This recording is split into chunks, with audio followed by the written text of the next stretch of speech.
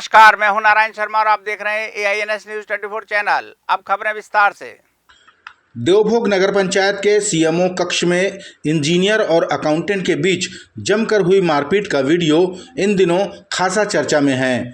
दरअसल 1 मई को मिलने वाला वेतन 7 मई तक नहीं मिल पाया था, जिससे नाराज इंजीनियर श्याम सुंदर पटनायक ने अकाउंटेंट को सीएमओ केबिन में बुलवाया और हाथापाई की। पुलिस ने दोनों पक्षों की शिकायत के आधार पर अपराध पंजीबद्ध किया है। इधर कर्मचारी यूनियन अकाउंटेंट के पक्ष में थाने पहुंचकर इंजीनियर की गिरफ्तारी की मांग की है। मांग ये है कि जो धाराएं लगी है वो काफ़ी कम धाराएं हैं, प्रभावशील कम है, जबकि अपराध काफ़ी गंभीर है, प्राणघातक हथियार है, जान भी जा सकता था। दूसरी चीज़ ये कि उसकी तत्काल गिरफ्तारी होनी चाहिए। अगर तत्काल गिरफ्तारी नहीं होती तो हम लोगों ने अल्टीमेटम दिया है कि सप्ताह भर के भीतर अगर गिरफ्तारी नहीं होती तो हम पूरे प्रदेश भर के कर्मचारी यहाँ के थाना का घेराव करेंगे, जिसकी संपूर्ण जवाबदारी पुलिस प्रशासन की होगी। पूरे मामले में नगर पंचायत अध्यक्ष राजेश तिवारी ने शांतिप्रिय निकाय को अखाड़ा बनाने वालों को हटाने की मांग की है। देवभोग जैसे शांत जगह को इस तरह से बदनाम किया जा रहा है, ये बहुत ही गलत है। मुझे इस टाइप के कर्मचारियों की जरूरत भी नहीं है। नगर पंचायत देवभोग में चाहता भी नहीं। मैं उच्च अधिकारी को एवं शासन प्रशासन से यही मांग करूँगा कि इनको तत्काल यहाँ से हटाया जाए, जिससे शांतिपूर्ण तरीके से हमारा नगर पंचायत का संचालन किया जा सके।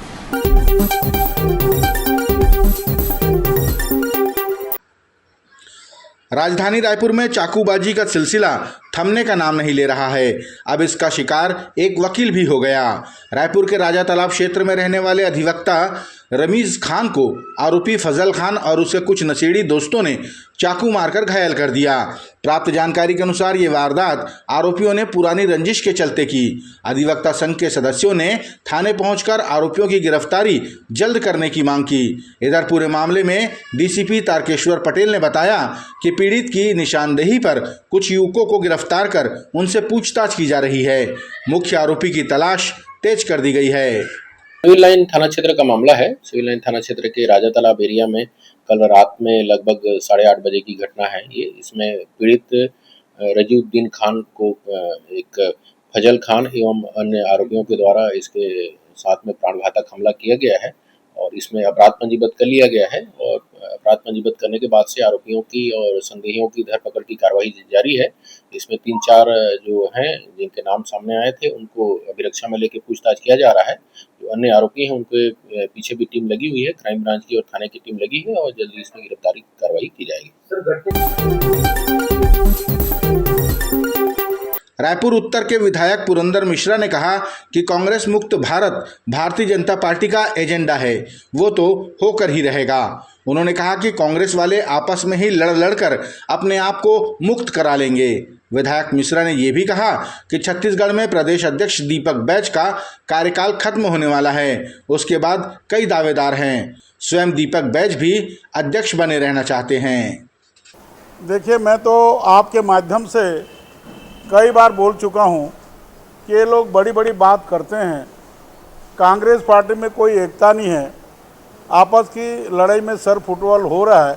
और इसका जो काम है 3200 करोड़ का जो आबकारी का घोटाला था, उसका बंटवारा नहीं होने कारण आपसी प्रतिद्वंदिता है, आपसी कन्फ्यूज़न है। परंतु मैं तो बोलता हूं दीपक बैज जुलाई में उनका समय समाप्त हो जाएगा, अपनी कार्यकारिणी नहीं बना पाए। राष्ट्रीय स्तर पर भी जिलाध्यक्षों की इंटरव्यू होना है, आवेदन मंगाया गया, जो अपने अपने पंसद से जिलाध्यक्ष भी बना दिए, कभी किसी का इस्तीफा ले रहे हैं। अभी महिला मोर्चा का फूलोदेवी नेता अध्यक्ष हैं, कार्यकारी बना दिए।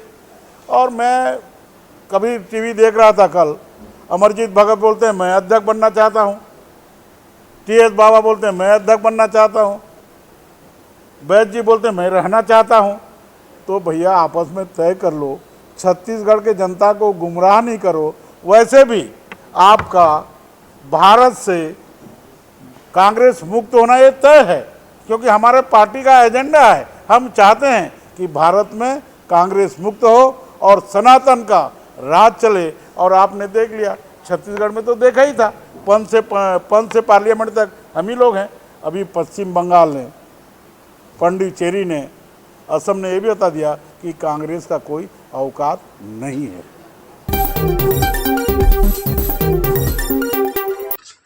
दुर्ग जिले के अंडा क्षेत्र में बॉयज हॉस्टल की आड़ में पनीर के अवैध भंडारण का खुलासा हुआ है। यहाँ हॉस्टल का बोर्ड तो लगा है पर संचालित नहीं किया जा रहा था, बल्कि उसकी आड़ में पनीर के अवैध भंडारण का खेल चल रहा था, वो भी बिना लाइसेंस के। खाद्य अधिकारी जितेंद्र नेले ने जानकारी दी कि गुप्त सूचना पर छापामारी की गई, जिसमें 140 किलो पनीर जब्त किया गया है। जब्त पनीर के सैंपल जांच के लिए भेजे गए हैं और आगे विधि सम्मत कार्रवाई की जाएगी। पनीर इनके पास क्या है, अवैध रूप से बनाया जा रहा है, तो जो विदाउट लाइसेंस का प्रकरण है जो FSSAI के तहत, उस पे हम कार्रवाई करेंगे और यदि सैंपल फेल होता है तो उस पर भी एक धारा लगती है।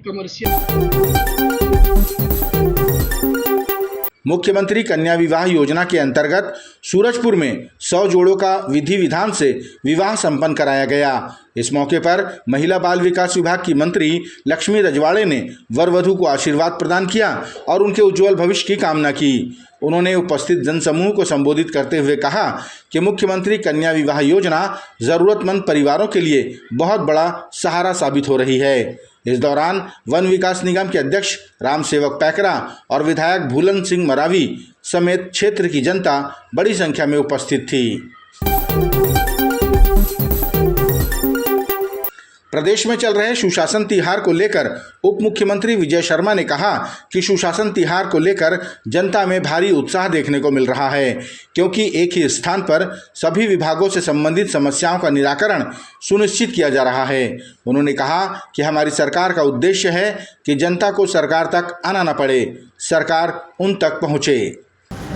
सुशासन तिहार प्रतिवर्षानुसार इस वर्ष भी आगे बढ़ रहा है और बड़ी संख्या में लोग जुट भी रहे हैं अपने विषयों को रखने के लिए और उनका निराकरण भी उसमें हो रहा है। इसमें विधायकगण भी, सांसदगण भी, मंत्रीगण भी सभी प्रवास कर रहे हैं। सब एक अच्छी कार्य योजना के साथ काम हो रहा है। विभिन्न विभागों के सारे ही विषयों पर इसमें चर्चा हो रही है। परिणाम भी जमीन पर दिख रहा है। अब इसमें किसी को इसके उपरांत भी अगर जनता के काम होने पर भी किसी के पेट में पीड़ा है तो फिर उनका अपना प्रॉब्लम है, उसको कोई क्या करेगा। युवा कांग्रेस का दल वेदांता पावर प्लांट हादसे की जांच कर लौट आया है। प्रेस वार्ता के माध्यम से युवा कांग्रेस के विनयशील गुप्ता ने आरोप लगाया कि प्लांट में हुई दुर्घटना के जिम्मेदार प्रबंधन के लोगों पर हल्की धाराएं लगाई गई हैं ताकि उनको बचाया जा सके।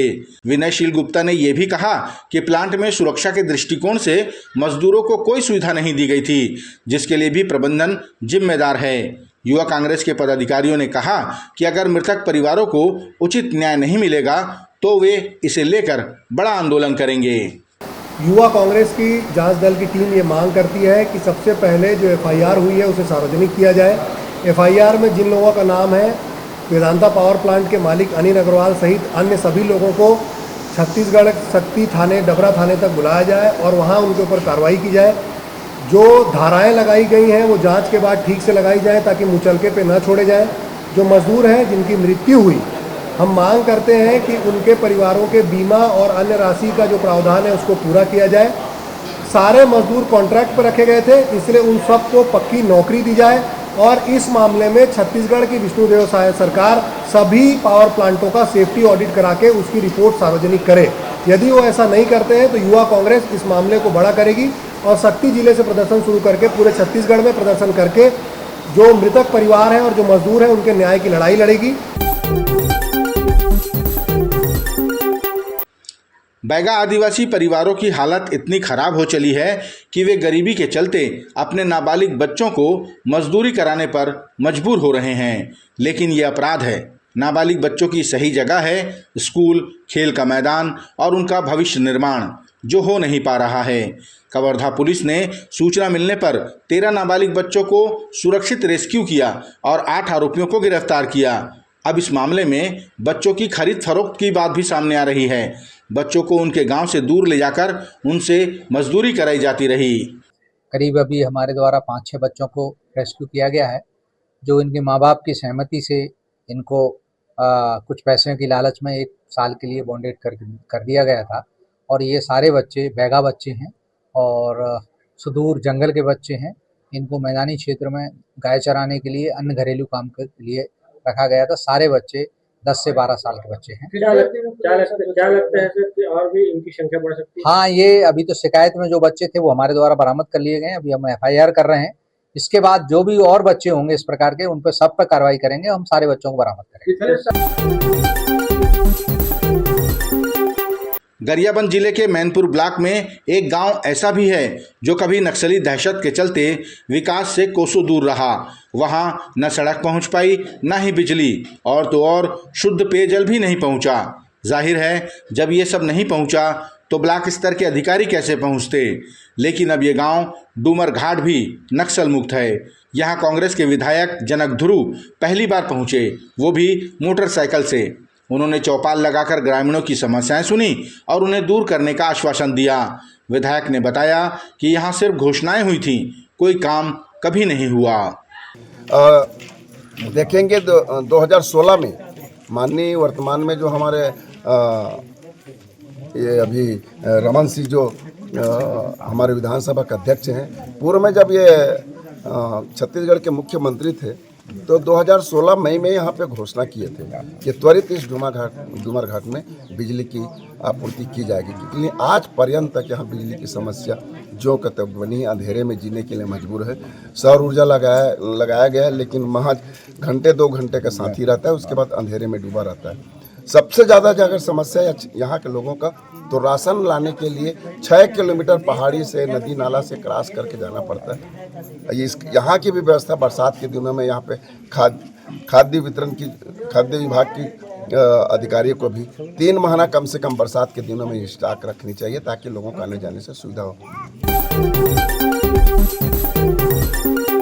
ये थे आज के प्रमुख समाचार। आप देख रहे थे हमारा लोकप्रिय YouTube चैनल AINS News 24। अब हमें इजाजत दीजिए, कल तक रोजाना की ताज़ा खबरों के लिए आप देखते रहिए हमारा लोकप्रिय YouTube चैनल। हमारे YouTube चैनल को लाइक, सब्सक्राइब और बेल आइकॉन का बटन दबाना ना भूलें। नमस्कार।